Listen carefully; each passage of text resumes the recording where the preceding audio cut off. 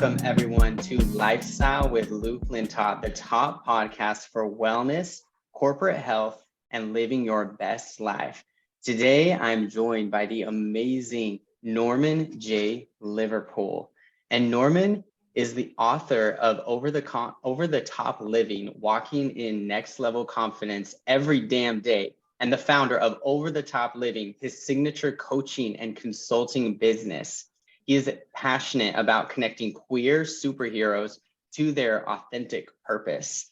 And today, Norman and I are going to be covering authentic impact, how to do more of what you love while being true to who you are. Thank you so much for joining us. My name is Luke, and I coach seekers of healing, get healthy and love, and direct corporate wellness programs that work. And I'd love to hand the reins off to you, Norman, to introduce yourself. I know you are joining us all the way from Las Vegas, Nevada, so thank you. Well, thank you for being here. It's really nice to be able to connect with you. So as Luke mentioned, my name is Norman Liverpool IV.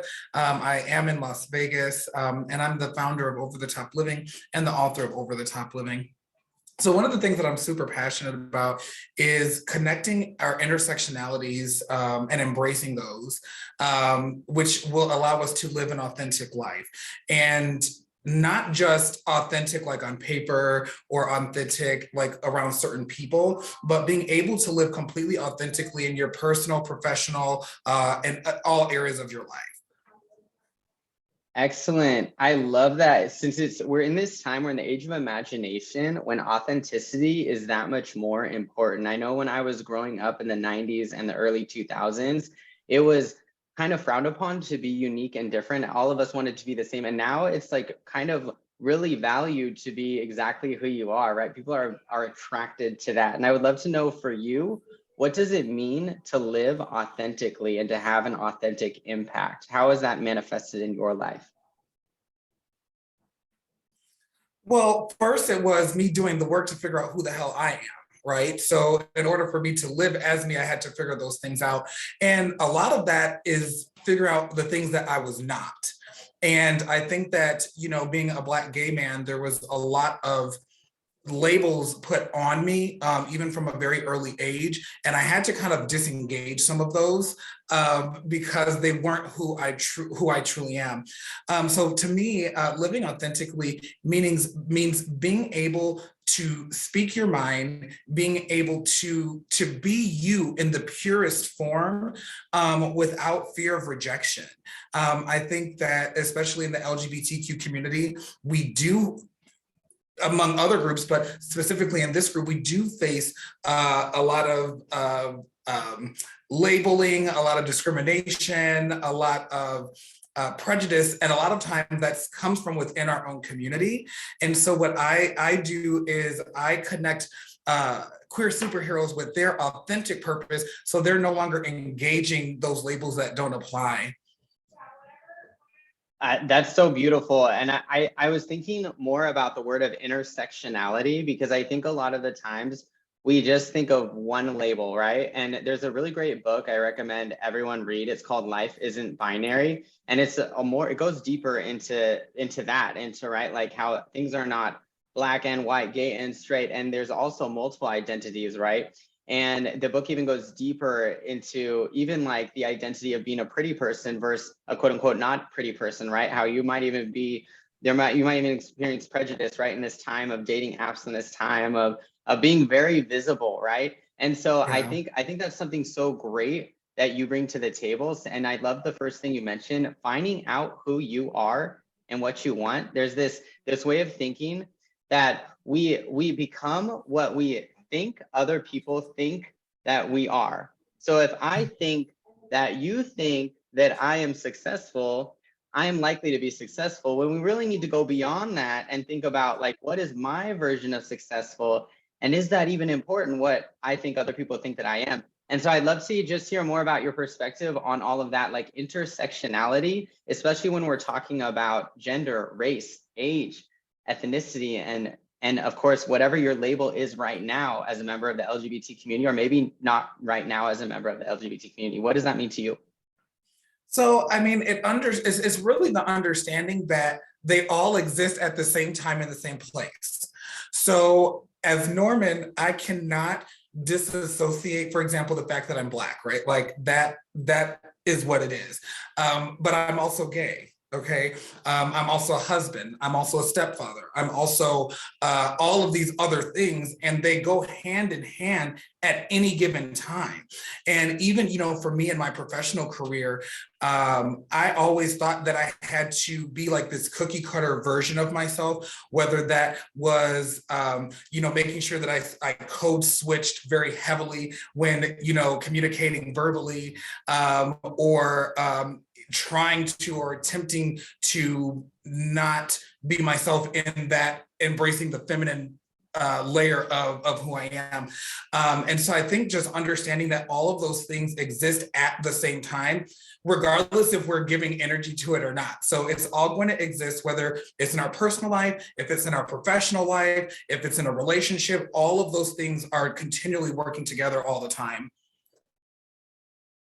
Absolutely. And I know in my own experience, Norman, like I've talked a lot about how our identities are oftentimes they're kind of like the weather, right? So our femininity, our masculinity will come out in different environments. A, if it's safe to be that identity. B, if that identity is the majority, right? And there are different experiences that people have if you are a quote unquote minoritized population, right? So like whatever, and we went deeper into this in my master's in counseling, but like the experience of being Black descent, if you grow up in a country that's majority Black, whereas if you grow up here in the United States, right? And so similarly, it's like in the LGBT community, we have different experiences for our cousins and sisters and brothers who grow up in like San Francisco, where it's very embracing, whereas others that grow up in the South, others that still live in states where we experience huge prejudice, right? And so like I'm just, and I love what you mentioned, like the whole idea of code switching and knowing like that we are all code switching, but we're in this time, right, where anyone can pull up this live, right? I could have someone who is against what we do, right, and they could be listening to this live and hearing our true voice, right? And I know in my own experience when I meet people, a lot of times now it's come to that point where I meet people after they've already seen all my videos, right? After they've already made all these assumptions. And I'm curious, like, what words of wisdom do you have to people that are struggling to come out and be authentic and be real and show their true spirit, knowing that you are going to get rejected, you are going to have people that will toss you, that will put you down, what have you, that trolls, what have you. How do you recommend that people address that and address beliefs that don't align with who they are? So I think one of the first things, I mean, we can really sit here and unpack that a lot, but I think understanding that who you're meant to be is going to attract the people that you're meant to be around. And I mean that in every way. I just shared with you that I am in my career getting ready to make a transition, right? So I'm making that transition based on things that align with who I am. And I think that we need to be willing to take the risk. It's scary, but you want to know what? Living a lie is scary too. So I think we have to really decide, okay, if these both things are hard, choose the hard, right? So for me, it was about how could I not have to code switch? How could I not have to continually like turn on a switch? And so for me, a lot of that came from the people that I include in my circle, right? So we have to take a look at that, number one. So we want to look at who we're hanging out with. Are the people that you're surrounding yourself, are they putting you down? Do they make you doubt yourself? Do they increase your anxiety? Do they make you feel unsafe and unwanted, right? So let's look at who we're around. And then we also have to make a decision. Every day we have the opportunity to say yes to the things that are going to lead us, as you said, to our best life, or an option to say no to those things. And then the more and more we're saying no to them, we're just spinning our wheels. So understanding that in order to live the best life, that is going to take work. And then I would say lastly, amongst other things is understanding that sometimes when you are moving into your authentic place, as we begin to share our stories, right? Sometimes people don't want to admit that they're the villain in the story, right? And so what happens is people begin to want to silence us, they want to shame us. And so understanding that some of this process is going to take separation. It's going to be separating from beliefs that no longer serve us, beliefs that were thrown on us by society or our families. It's going to cause separation from family, friends. It could be a relationship, anything that's not pushing you out of that stuck place. And I think that I wish that I would have known more about that level of separation when I started the work. Absolutely. I couldn't agree more. Like separation is key, right? And I know sometimes we have to interact with these energies. Maybe we live with someone who is not aligned with who we are, or we run into them at the bus stop, right? And so I just want to go deeper and just share more about my identities too. Like I recently met with two of my Native American people that are also Native American descent. And I realized, and I had a deep conversation about what it means to be two-spirited with one of my Ojibwe friends. And I'm Wenatchee and Nez Perce descent on my grandmother's side. And I realized like, oh my God, Norman, like I'm two-spirited. Like I have the masculine and the feminine. And I also am Native American descent. And that goes hand in hand with being spiritual, goes hand in hand with connecting with the babies, connecting with the women and the men and the elders and the children, right? And there's that spiritual component of us being LGBT that I think is so beautiful, that we are the creatives out there oftentimes, right? And it really got me thinking about how it's valuable to not water down who you are in order to please other people. And I think for me personally in my own life and what I do now as a consultant, yoga teacher, personal trainer, since I stopped trying to blend, that's really when things have really taken off. Like you said, I've magnetized great businesses, amazing people that align with me. Simultaneously, I've repelled those that are not. And I think I spent so much of my life trying to keep everyone happy, right? And in doing so, sacrifice my own happiness. And I'd love to hear more about that separation. I know for me, there are many ceremonies that we do. We have a cord cutting ceremony we've done in one of my online programs. I do saging, I do smudging in my own space. I also have forgiven those people that have done me wrong, but then made a conscious decision not to let them close into my energy sphere, right? And I really listen to my intuition now if someone is not aligned with my energy, because if someone is an energy vacuum and we feed them all of our energy, then we feel depleted and then we can't even have an impact on other people, right? So it's an injustice to all. So I'm just curious, for those people that we must stay in contact with, maybe they live in the room right next to us, maybe it's someone that we run into while we're traveling. How do you address that type of separation? What works for you? What would work for others out there? So I think that what you're describing to me, and like as I'm listening to you, I'm literally just thinking of a tree, right? A tree is solid, it has roots, it's not moving, it's unwavering. And I think that that's one of the things that we have to be. We can't control, well, like for your example, if we run into someone at the bus stop that's going to deplete our energy, but we have to choose not to participate in that. Recently, I had someone reach out to me, and I was entertaining reopening a friendship with this person. And right after I did, the very first thing she said was, I need to talk. I need uplifting. I need you to encourage me. I need you to pour into me, right? Now, while on the surface, that sounds good, but I did not have that to give because I had to protect what I was doing. So I think separation can look different. It could look like not answering that text. It can look like maybe not responding to that phone call, choosing to not engage with someone who every time that they're around, it brings your energy down. Now, if that's someone that's in your house, I would recommend, so for me personally, I do, smudge and sage and Palo Santo in my home. But I've also recently started studying Buddhism. And so chanting has really become a huge part of what I do to keep myself centered.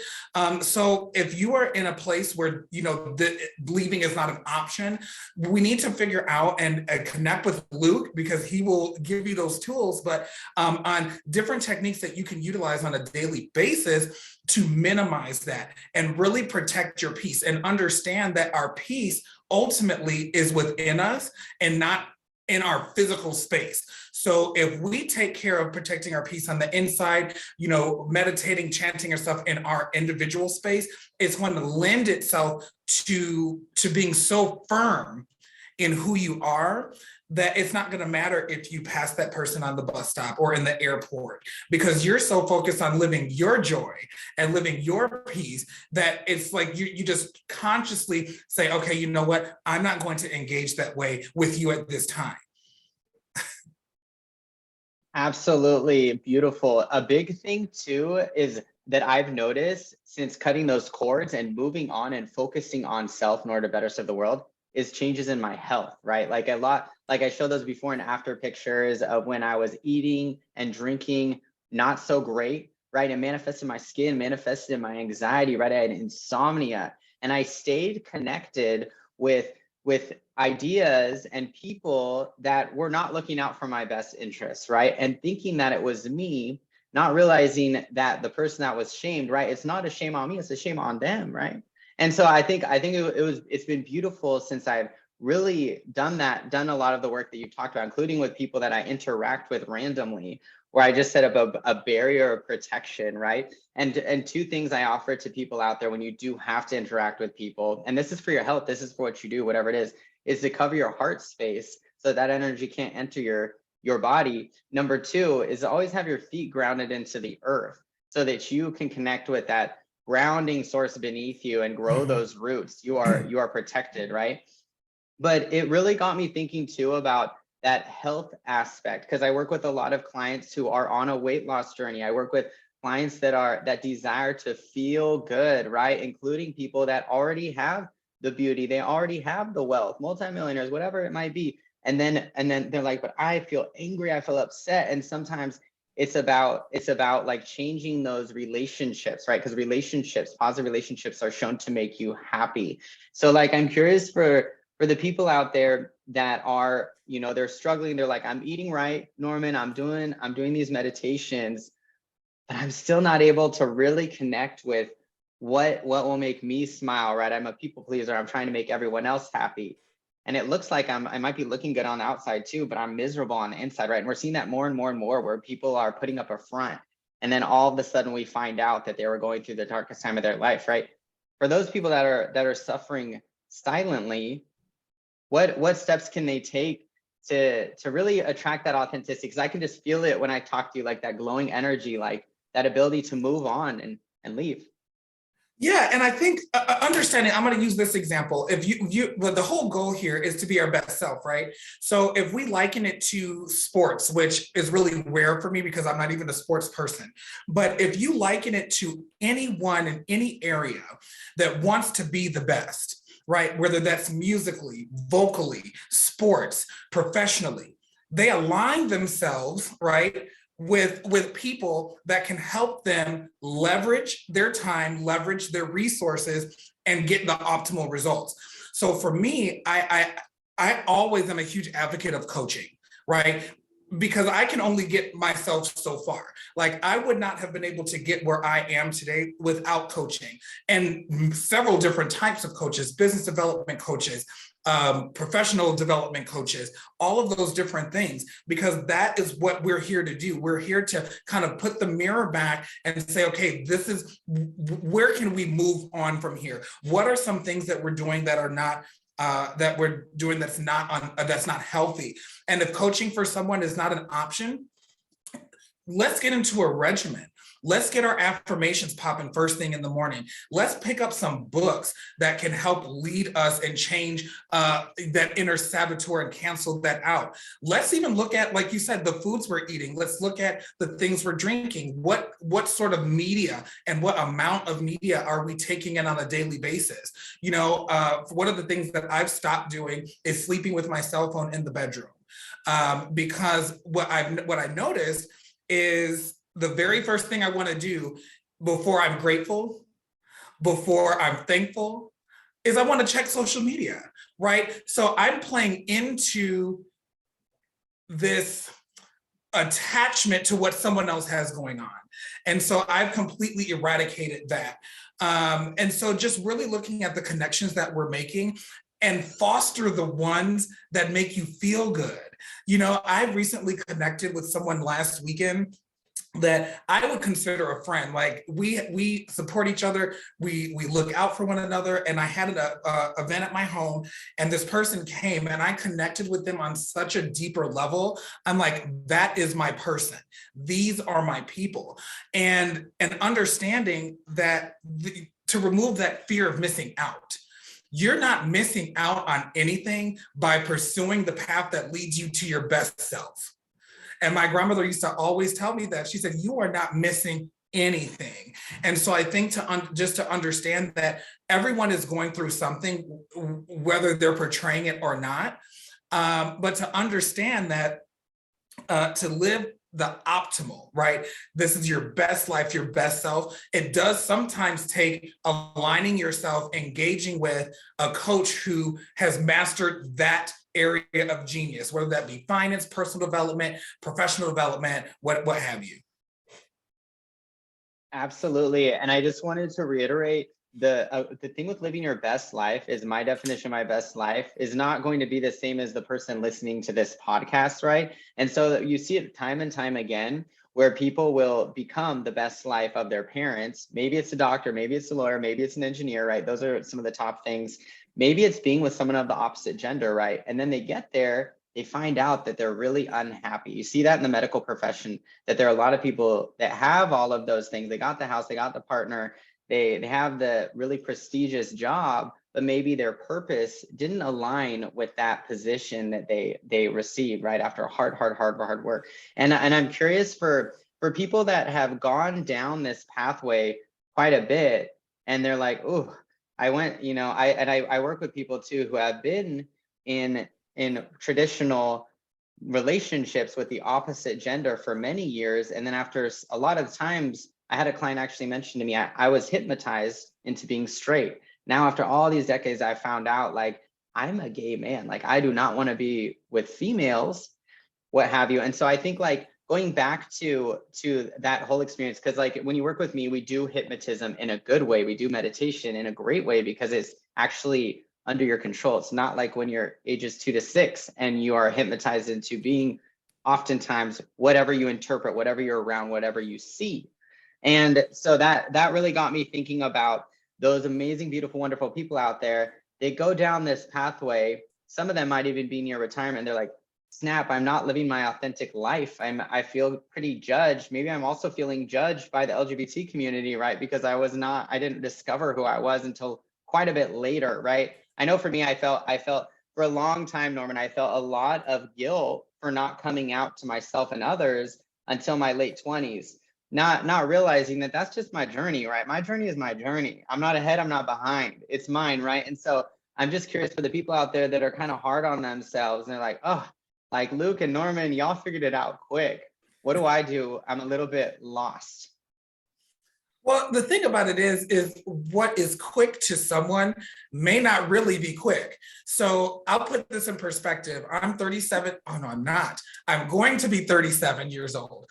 And I knew about the feelings that I had for the same gender since I was in first grade, right? Now, definitely not understanding the depth or the gravity of it, but I knew that there was something there.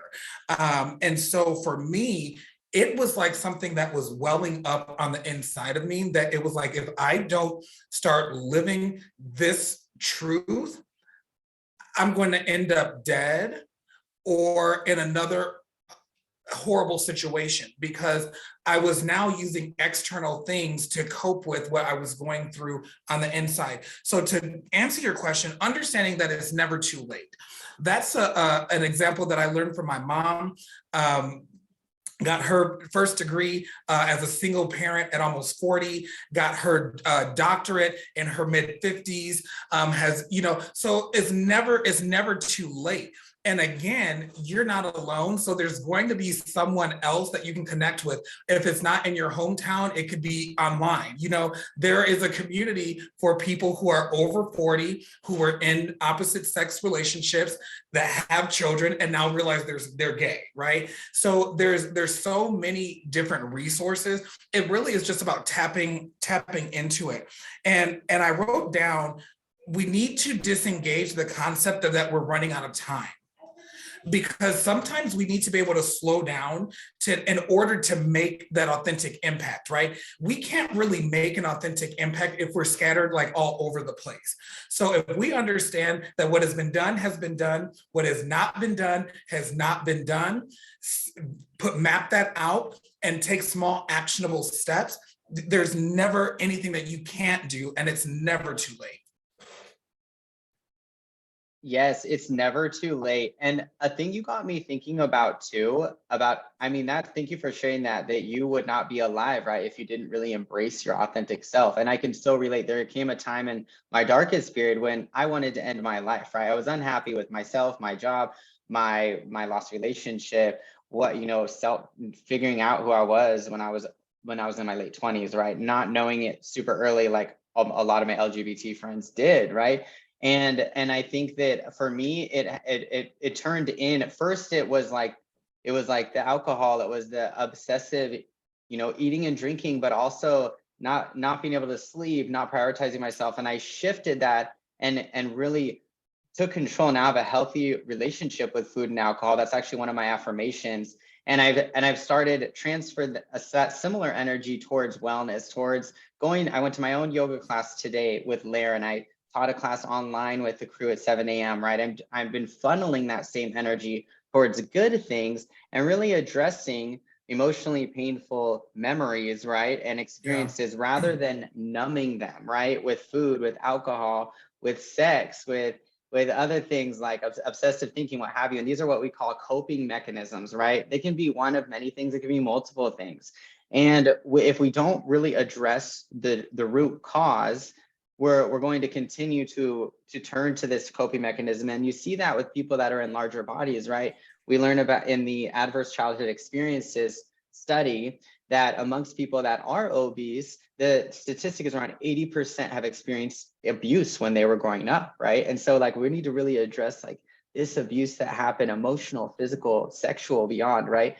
And because sometimes that coping mechanism may make us feel protected, whatever it is. And I know in my own experience, it's been about getting stronger so that I can protect myself. It's about training my body, but also training my brain. And we're really getting into this time when people are starting to see, like, I can fix my brain. I went through these hard things when I was a kid, but I can reprogram. And I would love to hear more about that, especially since you are an expert at increasing confidence. So there's a couple of steps that I use personally and with clients, right? So there's 3 I's, and I write them down because I want to make sure I hit all 3 of these points. So understanding that living your best life is not living a perfect life. So what I embrace wholeheartedly is I embrace doing things immediately. I embrace doing things imperfectly, and I embrace doing things intentionally. So imperfect, immediate, and intentional. And when you're leading with those things, why immediate? Because there's a song by Alicia Keys, and she says, we sometimes clip our wings before we even know how to fly. So the reason why I stress the immediate portion is because we will talk ourselves out of some stuff before we even give ourselves a chance, right? And then intentionally, that's how you're really going to make the authentic impact. What is the why behind what I'm doing? And then imperfectly, understanding that perfection is something, I always say I don't want perfection, I want excellence. And striving to meet this goal of perfection is going to burn you out. So, one of my coaches used to say, because I actually struggled with being on live and doing all of these things. And my coach was like, well, Norman, you're on your computer screen and no one would know. And when I said that, it's like, for you watching this, you would not know if something wasn't perfect or if it wasn't, on point. Just like, you see dancers who will, misstep and they're so into their ability that you don't even know it until they point it out to you. So I think embracing the three eyes. And then I also utilize a technique called the catch and switch. I know that there's a lot of different names for this.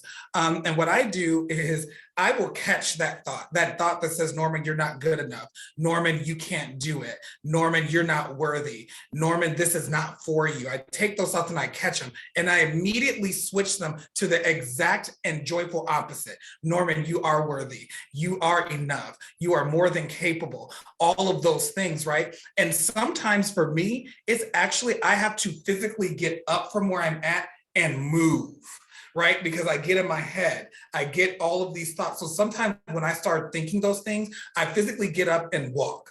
There's something about moving while you're affirming those things for me that has really helped. And just, I guess finally, just knowing that anything that we have learned, we can unlearn. Anything that was taught to us, anything that was passed down to us generationally, we can unlearn those and stop those cycles. And we have the power to do it. I love that whole idea of unlearning. And it brought up the idea that your personality is not permanent, right? Your emotions sometimes become a mood, which can in turn become a personality, right?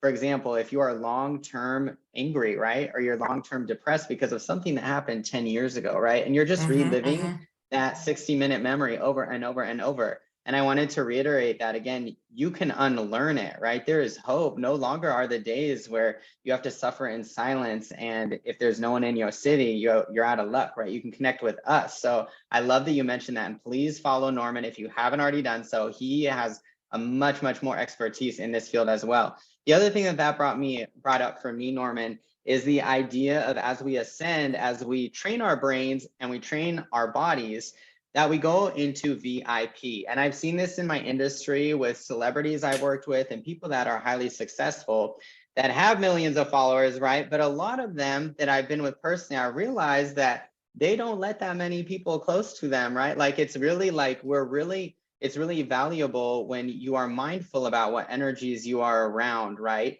And I think that that's really been helpful for me to see as I've gotten comfortable really being with myself, right? Taking myself out on dates and going and doing different actions. And I couldn't even agree more, Norman, that if I didn't have my own coaches, if I didn't do my own work, like I wouldn't be here today, right? It pays to have a second pair of eyes to see how you can get into whatever VIP is for you, and I feel like for me, it's really been about being around quality over quantity. And they say that when you hit your 70s, when you're an older adult, I work with a lot of clients one-on-one who are in their 70s.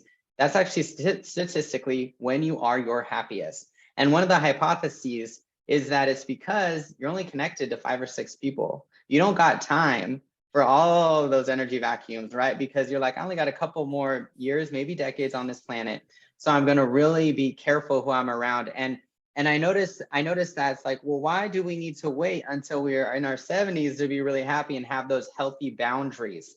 And it just, yeah, that's another topic I know a lot of people have brought up is how to have beautiful boundaries with ourselves, but also with others, right? Also with loved ones, because even if you do ascend, you're still going to have uncle, auntie, so-and-so who might be trolling you, right? How to have those good boundaries. Because they remember everything about your past. And that's right? Your why, shadow. Right. They're like, oh, Norman is a confidence coach. Norman is teaching people about authentic impact. And he used to hide in the back of the closet and people were bullying him. And I'm saying, so they will continue to relive or try to cause you to relive that's not even me anymore. Do you know what I'm saying? That's not even me anymore. So that's why I've even found, since the whole pandemic and really kind of leaning on social media and stuff, that it's just opened up a whole new world, right? It's just opened up a whole new world. And I've connected with people like yourself, and other people all around the world that have become like my tribe, right? That are my folks. And it's been easier kind of connecting with new people because you are meeting me at this chapter. And I think, again, going back to the people not wanting us to share our story, that's why. Look at the people who don't want you to share your story. And I guarantee you, they have the attitude of everybody should know your business, keep some stuff to yourself, or I don't want you to share your story because it puts me in a bad light. Yeah, that actually happened to one of my friends who posted about him being told by his mom that he should not eat, like, I forget what the story was, but it was about him coming out to his mom and she rejected him and all these things happened. He actually was turned in on Facebook by who knows who for bullying against his mom. And so, like, I think you're bringing up a really great point that you're going to, no matter what you do, people are going to judge you if you come out and you speak your truth. People are going to judge you if you sit in the shadows and you water yourself down. My belief is that you might as well be you, boo. But next, I wanted to mention that, I mean, going back to what you're saying, Norman, like, I've been going live every Tuesday now since 2020. I'll go back and I'll look at some of those lives from way back in the day and realize I'm not the same person, right? My confidence has gone up and up and up because I'm doing the daily hypnosis, I'm doing the affirmation, I'm doing the coaching, I'm connecting with new people that are at this higher frequency. And as I've ascended, I've also noticed that these other people that I used to connect with when I was less healed, we just don't vibe anymore. And I've had to peacefully detach and just let them go. And I think it used to be, and the same goes with business, right? In doing corporate wellness, it used to be that I would stop myself before I begin, right? Before I started doing, I've been doing corporate wellness now for over a year. And I went working with my own coach. I remember that I was afraid to make a phone call or two, right? And to, like, be like, hey, are you interested in wellness at the workplace? Like, now it's like, I've learned in some sense to care less for the no's, right? To get a yes, you need a lot of no's, whether it's dating, whether it's business, whether it is your health, right? You need to find out what works for your body to experience dramatic weight loss, to experience a change in your physical form. I was actually talking with my aunt the other night about this, with the health issues she's facing.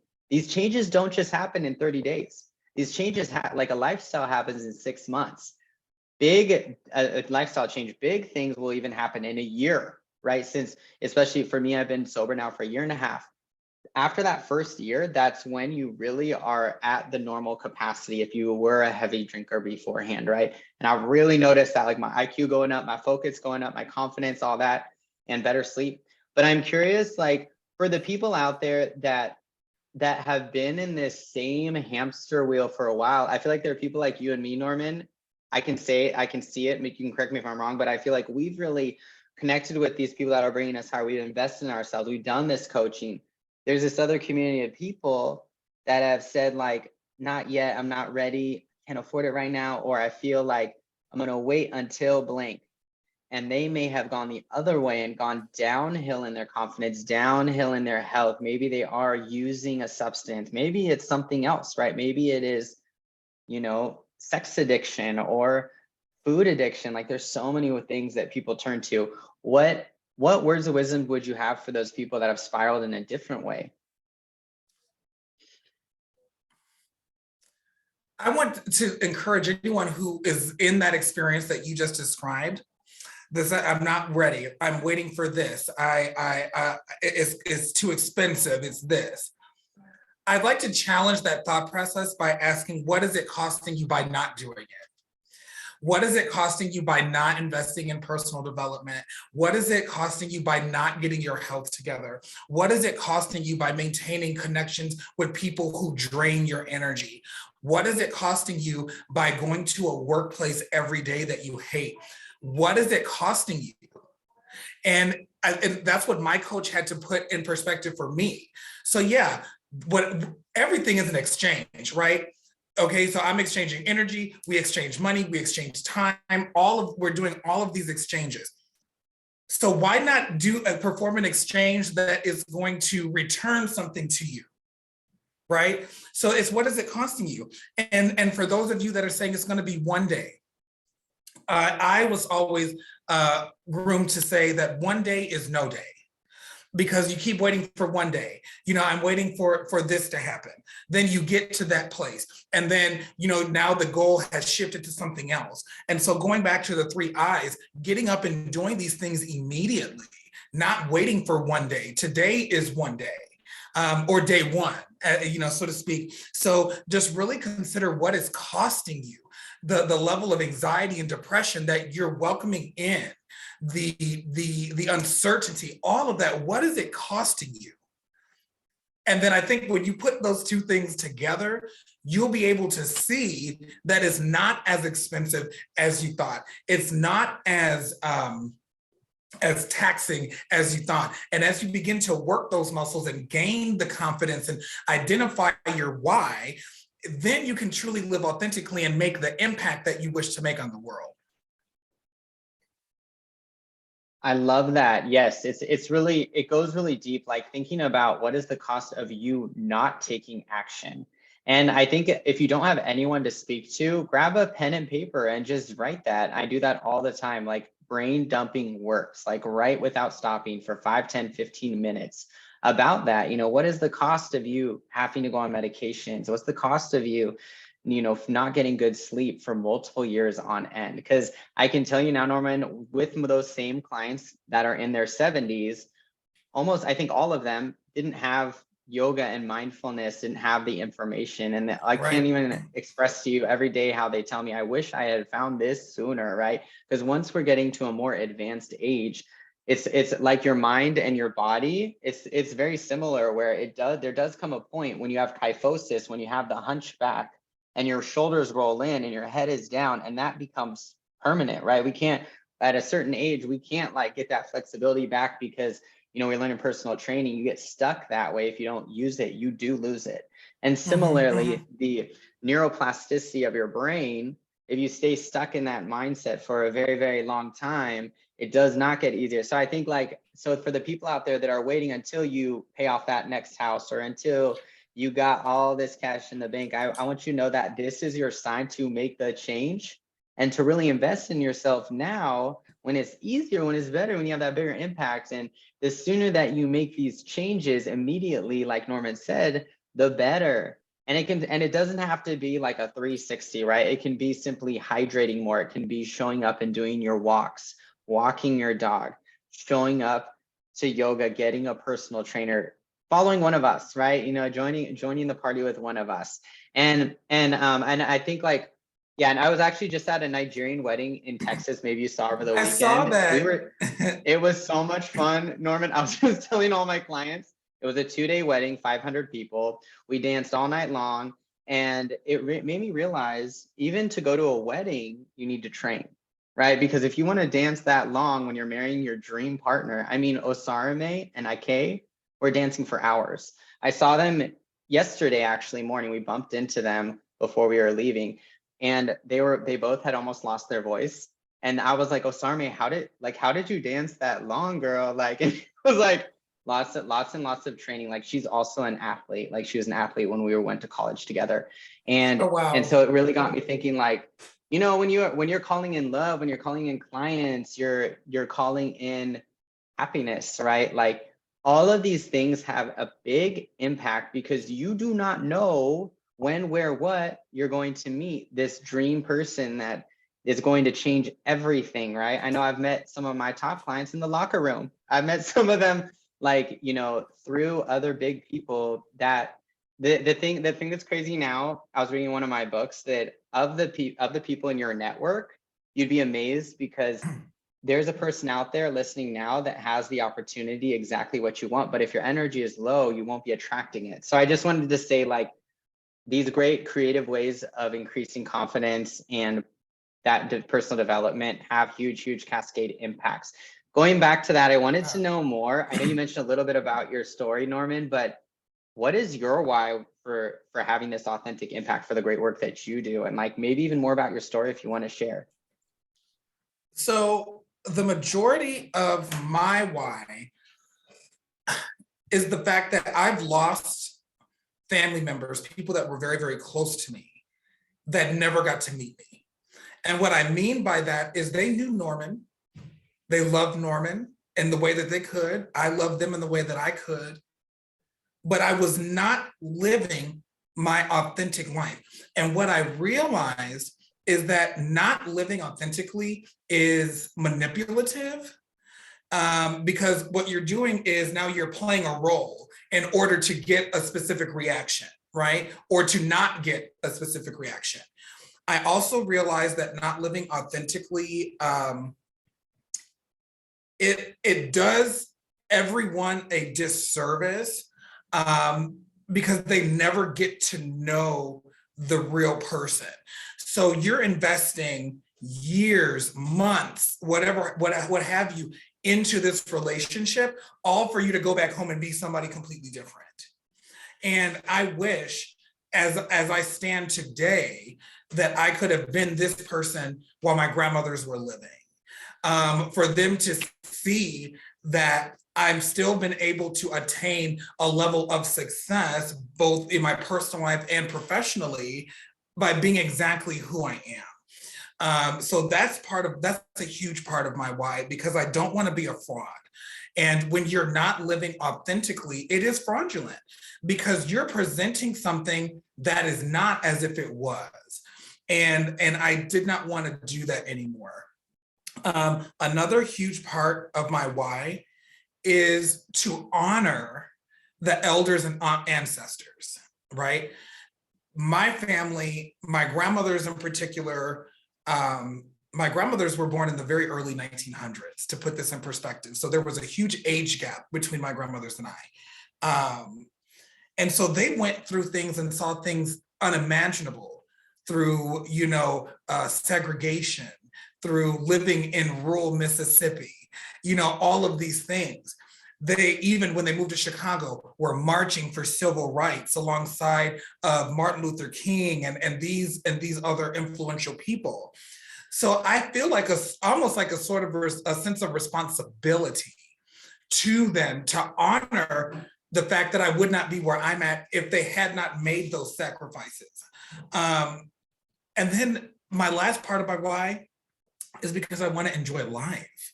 I want to enjoy life the way I want to enjoy life, doing the things that make me happy, eating the foods that make me happy, traveling to places that make me happy.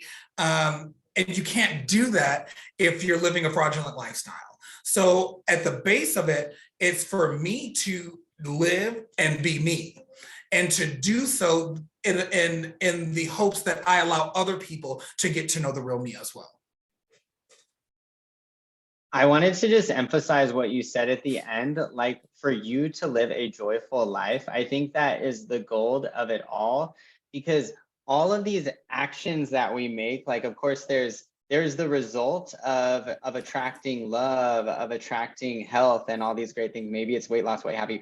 But I think feeling good is the best thing of it all. And I can so relate to you, Norman. I know for me, it's been about shining as a light to queer youth, queer leaders out there, right? And I know when I worked in the schools, I realized that the children were still learning all of their habits, right? And they were learning what it means to be a male, a female, what have you. And I remember once when I was working with my 4th grade boys, I worked with Native American youth in East County, San Diego.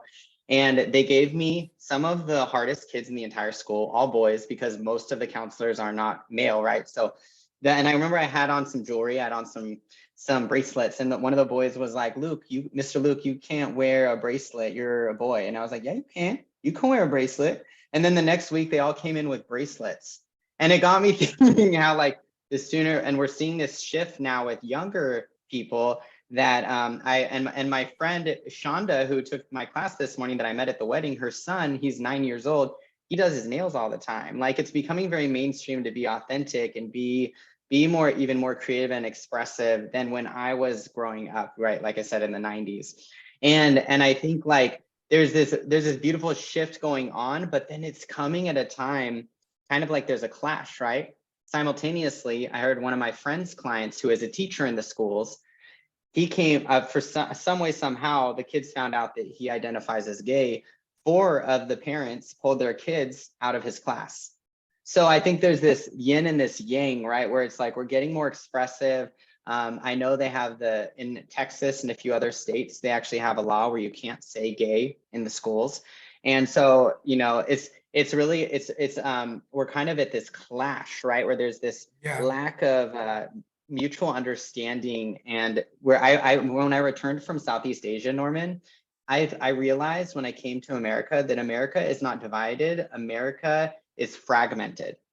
And I would love to know more about your perspective on being authentic to you, even when maybe you can't be out at the workplace, right? You don't want all the kids to get pulled out of your class, or maybe you can't be fully yourself with certain clients because, right, you might be let go, or whatever. They might not be out, but it may be something else too, right? Who knows? Any words of wisdom on that front? So we definitely want to ensure our safety and our ability to provide for ourselves and our family. Okay, so that's number one. It's funny you mentioned that example about the teacher, because when I went to college at my first university, that becoming a high school teacher was my major, that was my goal. And I was discouraged from pursuing that degree because I was gay. And people saw these tendencies. And it was actually someone that was very, very close to me that said, I don't think you should do that. You're not gonna have no students. So understanding that our safety is key, is priority, being able to provide, for ourselves and our family. But again, it also takes me back to the question of what is this costing you? Do you know what I mean? Like, to put yourself, or to have to be in that situation, what is it costing you? To have to operate within a system where you can't be fully yourself. I could imagine that is a very depleting and a very defeated feeling. So my words of wisdom to anyone who is in a situation that they kind of feel stuck in, because either one, their safety, or one, because it's their ability to provide for themselves or their family, you are going to have to knuckle down even harder, because you're not, like, you spent whatever time of day at work going through all of that. Then you're going to have to allow yourself a deprogramming stage. Maybe when you get off of work or get off with that client, maybe you just put your phone down and do something completely different. But that's why people like myself and people like you, Luke, are making ourselves available to people, because we have access to these tools that we want to provide. So again, we always keep safety and your ability to provide at the forefront. But in the back, you always want to be thinking, okay, what are some things that I can do? Sometimes it's just about networking. Sometimes it's about being in the right room at the right time. It's about connecting with that right person or a right situation that completely can change the trajectory of what you're going through. So be open to connecting, be open to networking, but also make sure that you stay safe. Absolutely. It's really important to make that a priority, of course, now more than ever. The next thing, I know that we're running out of time, but the next thing I really want to touch upon was authentic dating. And I know you mentioned, like, you have a beautiful husband, you are a stepdad as well. And especially a lot of us out there in the dating world, we're kind of in this place where we want to be authentic, but sometimes I know some people have mentioned that it's like about being authentic, but not that authentic, right? Like sometimes people say that it can be a turnoff if you're too authentic and you share too much, right? I know for me on my profile, one of the first things it says, he, him, his, Luke Lintop, bisexual, boom, boom, boom. Because when I used to not tell people at the front end, I would get, after the fact, after they found out, male or female, they'd be like, I don't date bisexuals. So good to meet you, bye-bye. So I'm curious, like, what, in terms of authentic dating and being true to who you are, it might not be sexuality. It might be like, who you are in terms of your personality, in terms of what you enjoy. When is the right time to really share those intimate details about yourself in order to attract true love? At the get-go, or sometimes need to wait till they're warmed up? So the first thing is to establish a relationship with yourself. and being able to be authentic with yourself. For example, there was a situation recently where I kind of went off on someone. And while I had every right to be upset, I still had the responsibility to be able to communicate effectively, and I didn't do that, okay? And I had to go back and apologize. But it was because of my relationship with myself that I was able to do that. Because I said, Norman, you weren't right. So we first need to establish relationship with self. As it relates to dating, you have to read the temperature. But I will tell you, in my experience, I put it out in front, right? I'm like, when I met my husband now, I'm like, okay, just so you know, I've been married twice. I have this. I put it all out there. So at that point, you do with the information what you will. I think, when you're first meeting someone, I think that we talked about safety. So you want to gauge and make sure that you have the ability to open up and be vulnerable in a safe place. And you'll be able to feel that and understand that. But I think there's no right or wrong way to do it. You have to do that when you feel comfortable. But in my experience, when you lead with those things, it gives the other person an opportunity to say, okay, I'm cool with this or I'm not. And it prevents wasted time. Yeah, I couldn't agree more. I've really found such beauty in just being real to who I am and not, covering it up, right? And I think especially for people out there that are charismatic, are able to match other people's energy, it's all that much more important to be real with yourself sooner. And with that in mind, Norman, what if for the person out there that is that former self you mentioned, that different person from the past that was struggling, what have you, what advice would you give to them if they're listening in a different form right now?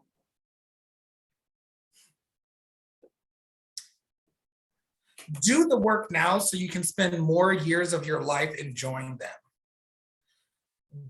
Don't be scared to face the things that are scary, because as you face them, you gain confidence and you gain authenticity. Everyone that says they love you doesn't. And as my grandmother would say, I'd rather have 4 quarters than 100 pennies. Find a small group of people that you can really be yourself with, that you can bounce ideas off of, that you can network and connect with and be yourself with. That is going to be your tribe. And those are going to be the people that assist you and aid you on living your best life and even identifying what authentic impact you want to make. Outstanding. I love that. And where can people find you, Norman, if they're vibing with you? So you can Google me. No, I'm just kidding. If you want to connect with me on Instagram, it's the Mr. Liverpool. On Facebook, it's Norman J. Liverpool IV. You can Google me. I have a website, overthetopliving.com. So however, if you put my name in there, you'll find me. Excellent. Yes, I couldn't recommend you more highly, Norman, as someone to follow, as someone to go get coaching from. Congrats on your new position, by the way. Last but not least, is there anything else you wanted to add to today's podcast interview? Let's get creative with the things that we're doing, y'all. Podcasts like this, other things that boost your energy, let's pursue more of that. Pursue what sets your soul on fire.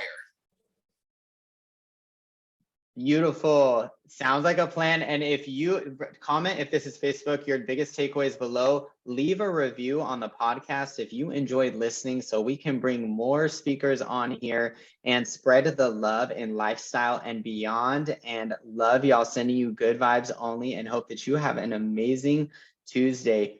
Thank you all so much.